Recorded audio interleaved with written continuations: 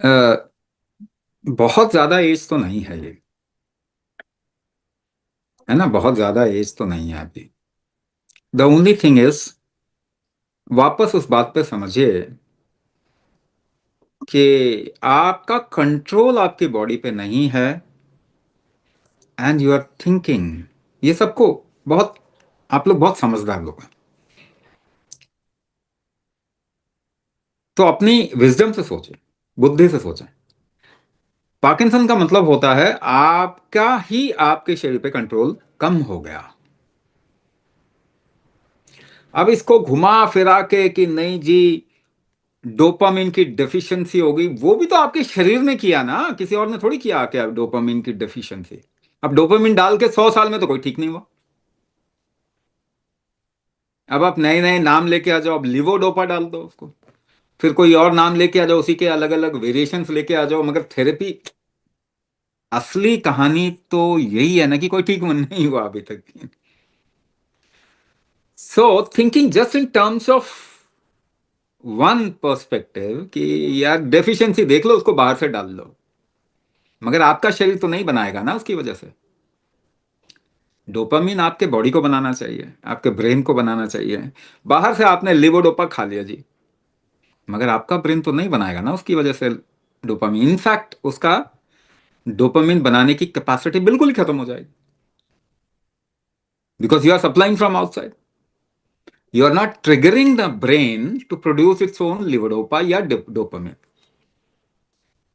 और इस तरीके के तो अगर आप सच में रिसर्च अगर 100 साल में करें तो इस तरीके के 5,000 अलग अलग बायोकेमिकल्स या हॉर्मोन्स निकल के आ जाएंगे, which is one factor in causing Parkinson. तो केवल रिसर्च ही करते रहना, ये सोल्यूशन निकालना। And even after doing 100 years of research, nothing is going to happen. मैं नेक्स्ट 100 years बता रहा हूं।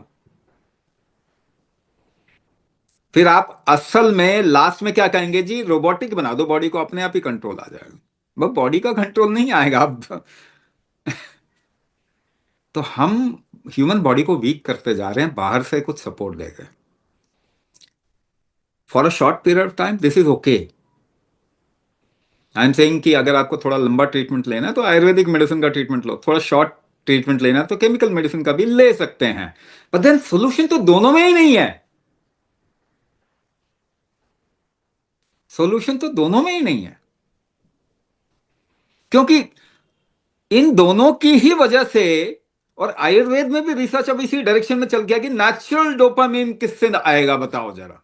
कमाल की बात है, आप यही सोच रहे हैं कि ह्यूमन बॉडी को वीक करना, ह्यूमन ब्रेन को वीक करना बाहर से देके। बॉडी की मैन्युफैक्चरिंग कैपेसिटी तो आप नहीं बढ़ा रहे कि वो खुद बना ले अपना। तो वो कौन करेगा? आपके बॉडी का स्ट्रेंथ टू मैन्युफैक्चर डोपामिन क्या है? बेसिकली जिसको हम कहेंगे कि वो दोष के टर्म्स में हम देखते हैं कि भाई अगर आपका अपान दोष है, नीचे की ओर आपकी चीजें फ्लो नहीं हो रही, ऊपर फ्लो हो रही है, हिट कर रही है ब्रेन को, ब्रेन डैमेज होता है। तो कहीं ना कहीं आज के टाइम पे भी रिसर्च क्या कहती है कि ये गट से शुरू होता है। अभी मैं देख रहा था 2 दिन पहले, वो एक पता चल रहा है कि वो एक बैक्टीरिया या कोई एक चीज जो गट में पाई जाती है, कह रहे हैं कि उसको रिप्लेस करो तो पार्किंसन में हेल्प मिलेगा। मगर एक और बात, ये बात सच है कि डाइजेशन आपका ही काम नहीं है। डाइजेशन में बहुत सारे बैक्टीरियाज काम करते हैं।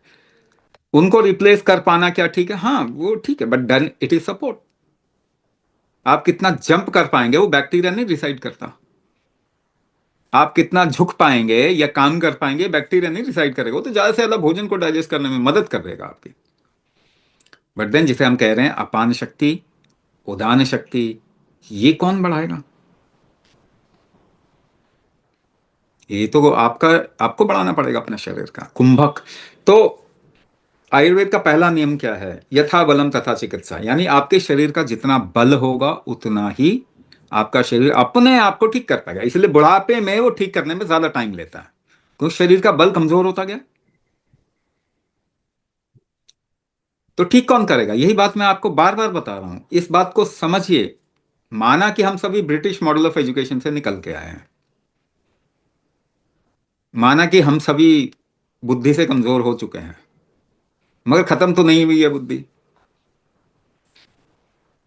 वापस भारतीय हैं, सोच सकते हैं दोबारा से। तो जवानी में जल्दी ठीक होता है बच्चा, बड़ी जल्दी रिकवर करता है, एक बूढ़ा बहुत धीरे रिकवर करता है। तो रिकवरी किसका प्रेरोगेटिव है? आपके शरीर का। कौन रिकवर करेगा? आपका शरीर करेगा। दुनिया की कोई ताकत, कोई दवाई आपको ठीक नहीं कर सकती, साफ बताओ। दवाई, medicine is a support. Reversal treatment आपका शरीर करेगा। तो यथा बलम तथा चिकित्सा। आप में कितना भोजन खा पाते हैं? आप 10 लोगों के सामने एक क्वांटिटी ऑफ फूड रख दीजिए, क्या सभी उतना खा पाएंगे? तो फूड आपकी स्ट्रेंथ पे डाइजेस्ट होता है, ना कि फूड आपकी स्ट्रेंथ बढ़ाता है। फूड आपकी स्ट्रेंथ नहीं बढ़ाता। आपकी आपका अपना एक्सपीरियंस है ये। उम्र बढ़ते बढ़ते बढ़ते भोजन कम खाते हैं, डाइजेशन कमजोर होता है, वीक होते जाते हैं। सुपरमैन नहीं बनते। 80 साल का इंसान 80 साल तक भोजन किया तो सुपरमैन बन जाना चाहिए था, आज तक तो नहीं बना। तो फूड खाते खाते आप कमजोर हो रहे हैं कि ताकतवर बन रहे हैं? तो भोजन भी उतना ही पचेगा आपके शरीर में जितने आपके शरीर की ताकत है। मगर वो कैसे बढ़ाए? क्या ताकत को बढ़ाया जा सकता है? हाँ, इनफाइनाइटली तो नहीं बढ़ाया जा सकता, मगर उसकी एक रेंज है, वहां तक आप बढ़ा सकते हैं। यानी आपने ऐसे लोग देखे होंगे जो मृत्यु से पहले डिपेंडेंट नहीं होते। उनकी मृत्यु भी बड़ी उम्र के बाद में आती है और सडनली सोए और चले गए। और ऐसे भी लोग देखे होंगे जो सालों साल हॉस्पिटल के चक्कर लगा रहे हैं, लास्ट में वेंटिलेटर पे जा रहे हैं। तो क्या फर्क है दोनों में? क्या फर्क है?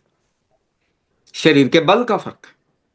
अगर शरीर का बल बना रहेगा तो इंडिपेंडेंट रहेंगे। तो ये महादेव और पार्वती का संवाद होता है एक शास्त्र में। महादेव पार्वती बोल संवाद कर रहे हैं, बात कर रहे हैं। तो पार्वती महादेव से पूछते हैं, किम बलम सर्व बलम, ये दुनिया का बल है क्या? महादेव आंसर करते हैं, कुंभक बलम सर्व बलम। तो अगर आप दो जनरेशन, पिछले 2 जनरेशन में कंपेरेटिवली सोच लीजिए कि आपके दादा दादी आपको याद होंगे और आप सेम एज के होते, जरा गुत्थम गुत्थी कुश्ती करते, कौन जीतता? ऑब्वियसली आपके दादा दादी जीतते हैं, क्योंकि वो जितना वजन उठा के जितना चल सकते थे, आप नहीं चल सकते। जितना काम वो कर सकते थे, आप नहीं कर सकते। जितनी कठिनाई उनके जीवन में थी, आपके जीवन में नहीं है उतनी कठिनाई। यानी वो बलशाली थे, आप नहीं हैं। यानी उनकी जोर लगाने की शक्ति ज्यादा थी, आपकी कम हो गई। जोर कैसे लगाते हैं? सांस रोक के। तो सांस रोकने की शक्ति उनकी ज्यादा थी, आपकी कम हो गई। तो आपको ठीक कैसे करना है? सांस रोकने की शक्ति आपको बढ़ानी पड़ेगी। क्या उसका कोई और ऑल्टरनेटिव हो सकता है? बिल्कुल भी नहीं हो सकता। जितनी दवाइयां दुनिया में खोजी जाएंगी उतनी बीमारी बने बढ़ेगी। आप लिख लो, पिछले 100 साल में जितनी दवाइयां खोजी गई हैं उतनी बीमारी बढ़ी है। आगे भी यही ट्रेंड रहेगा। आप जितना रिसर्च मेडिसिन पे करेंगे उतनी बीमारी बढ़ेगी, क्योंकि फिरंगियों को मालूम ही नहीं लाइफ कैसे काम करती है। गोरे सबसे मूर्ख हैं और हम उनके भी गुलाम हैं, तो महामूर्ख बन चुके हैं हम। थोड़ा निकलिए इस झंझट से। सीधा सोचते हैं, सही तरीके से सोचते हैं, अपनी लाइफ अच्छी करते हैं, दूसरे की लाइफ भी अच्छी करते हैं। तो पार्किंसन या ऐसी सिचुएशन में अच्छी लाइफ तभी होगी जब कुंभक करेंगे। सबके लिए जरूरी है। चाहे आज के समय में तो बच्चों को प्रॉब्लम इतनी हो रही है, मेरे पास में 2-2, 3-3, 4-4 साल के बच्चों के बारे में आती है खबरें कि भाई इनको टाइप 1 डायबिटीज है, कुछ किया जा सकता है, एडीएचडी कुछ किया जा सकता है, थायराइड। 11-12 साल की बच्चियां जो हैं वो थायराइड कंडीशन में आ रही हैं। कैंसर एपिडेमिक प्रोपोर्शन में बढ़ रहा है। 10 साल के अंदर कैंसर हर घर में पहुंचेगा ही पहुंचेगा। आप जितनी दवाई बनाएंगे उतना शरीर खराब होगा। 100% गारंटी। एपिडेमिक बनने वाला है कैंसर। मेंटल इश्यू के बारे में तो कोई सोच ही नहीं रहा है। 80% लोगों को मेंटल इशू है आज के टाइम पे दुनिया में। और माइंड को आज तक डिफाइन नहीं किया जा सका। कोई डेफिनेशन ही नहीं है माइंड का। तो कहने का मतलब वापस अगर आपके शरीर में कंट्रोल कमजोर हो गया, कोई हाथ पकड़ के आपका हिलाए, आप उसे रोकने की कोशिश करें, तो कैसे करेंगे? हाथ टाइट करके, सांस रोक के हाथ हाथ टाइट करते हैं आप। कितना टाइट करेंगे? हाथ जितनी सांस रोकेंगे उतनी टाइट होगी। अगर आप खड़े हैं, आपको कोई गिराने की कोशिश करे, कैसे अड़े रहते हैं? सांस रोक के, एक पांव पे खड़े होकर देखिए कैसे बैलेंस करते हो।